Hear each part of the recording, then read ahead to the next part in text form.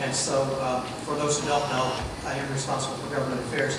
I'm also a registered federal lobbyist, so you do have lobbyists in the room. And there's a joke around, actually, there was a survey that showed there's only one profession in the world where Americans view lower than lawyers, and that's lobbyists. I disagree with that. So a little bit about my employer right now. Bosch is a privately held company. It's actually 92% owned by a charitable foundation, another 8% by the descendants of Robert Bosch, the company founder. In 2009, global sales of about $53 billion. Of that, about 57% in the automotive industry, 13% in industrial technology, and 30% in consumer goods and building technology areas. So Bosch is expanding into more renewable energies and energy efficiency on the building side. The automotive sector has long focused on energy efficiency and safety. Specifically in the automotive side, we see automotive electronics. This is our business sectors. Automotive electronics, gasoline systems, car multimedia, diesel systems, starter motors and generators, something that we see is a huge growth potential in the U.S. Chassis systems control, so the electronics that will control the brakes and the way the car operates. Steering systems to a joint venture. Electrical drives. Electrical drives includes now a joint venture with Samsung for lithium-ion batteries for electric vehicles. Chassis system brakes, so actually just the basic rotors and brake drums and those components. And big in the automotive aftermarket. So if you go to the local aftermarket outlet, you usually find a lot of Bosch products there.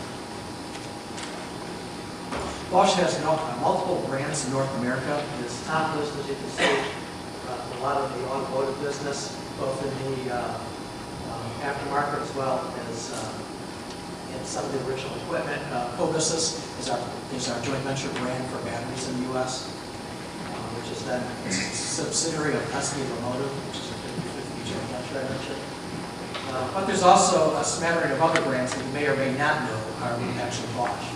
For example, Stihl Power Tools, Thermador, American Icon appliances, which are premium appliances. S.A.A now another premium appliance brand. Rotozip tools, your work garden equipment. You go to your local Home Depot, you actually find a lot of our products on the shelf there. Bosch Rexroth, which does industrial technology. So, and even, let's see, Telex. Telex, we actually manufacture network security systems, let's say the headsets that are used by the Navy SEALs. So a real wide variety of products. So I'd like to jump into the election assessment. First you see here is the latest kind of poll results for the U.S. House of Representatives. This is where the elections look like they will turn out as of today. The red section shows 181 very safe Republican seats in the House. The blue section is about 204 safe Democratic seats, with another 50 up in the air. Looks like you split the gray down the middle, that the advantage would go to the Democrats. I'll explain why that's not necessarily true. So 218 seats needed for a majority. Currently, the Democrats have a majority of 255 to 178. But there's a projected slight advantage for Republican takeover. Why? It's new to the country, as well as how many seats are up for grabs. Many more Democratic seats are competitive than Republican seats. So right now, looks like the balance of power is Republicans. But anything can happen. So, can you speak more in the microphone? Certainly.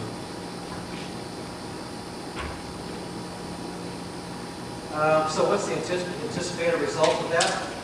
Well, in Congress, funding fights. What some of the Republican leadership has stated is that they would use, if they take over control, they will use their positions on committees to deny funding for things such as the EPA, that they propose regulating greenhouse gases. that they would use their budget control to deny the funding to be able to do that. Healthcare, to maybe repeal some of the provisions or not fund some of the provisions of the Healthcare Reform Act. Department of Labor, same thing, deny funding for the department to be able to enact maybe more aggressive workplace rules. So really kind of stopping some of what's already happened in terms of the Democratic agenda. Also positioning for 2012, that will begin immediately, getting ready for the next election. What I think that does is really eliminate the ability of Congress to approve supplier aid, something that the Trade Association, even the OSA, had been promoting. There's going to be a huge focus on bringing in the budget deficit, and that means that programs will have to be cut. Also means, and we're already seeing it, no new taxes. That will be even stronger message. And I think we'll start to see cuts in social aid. So that's even with Democrats, assuming they control it. When they do control the presidency, continue to control the Senate, the House will have a lot of influence. Next up, well, what's going to happen in the Senate?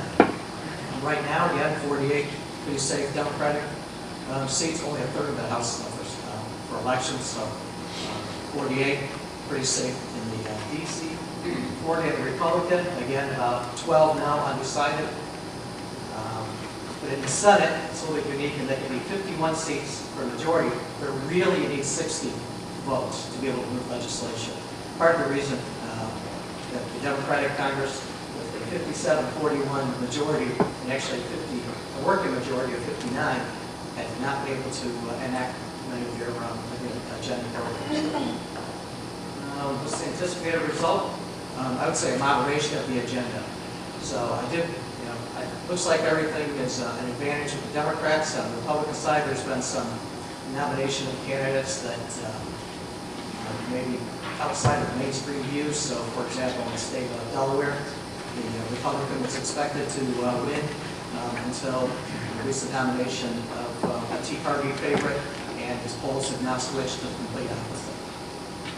So what do I expect out of that? A moderation of the Senate's agenda. I think we can count the Employee Free Choice Act, dead. Cap and trade, dead. Positioning for 2012, some senators want to be president. They're going to be focused on, again, fiscal constraints. So yet another reason I think that the potential for supplier aid is dead. And we're going to see a big push to reduce taxes, or at least keep them at the level that they are. Now I'd like to move on to energy trends. To me, this really sums it up for the vehicle industry, where government's thinking, not necessarily where the market will go, but where government's thinking. So current Senate Majority Leader Harry Reid, his focus is electrification. Mich McConnell, the Senate Republican Minority Leader, asked if the Republicans take the lead in the Senate. What his energy plan is, plug-in hybrid cars and trucks. So clearly electrification continues to be on top of the agenda of either party. So while electrification is at the top of the agenda, we've already seen action after nearly 20 years of pretty flat fuel economy regulations. We saw California enact a greenhouse gas law, and then the federal government joined with them to result in what will be a net model year 2016, 34.1 miles per gallon average. That's a steep increase for the industry. There's going to be a lot of technology and weight reduction that will need to go into vehicles to meet that. Interesting. So that just happened, and already the president has directed his agencies to work with California Air Resources Board model year 2017 through 2025, capping greenhouse gas requirements. What we see up here is again a net. I think we're going to see more EV-related credits. So we have a line between the Republicans, Democrats, and the White House for electrification. So a lot more policy to promote electrification.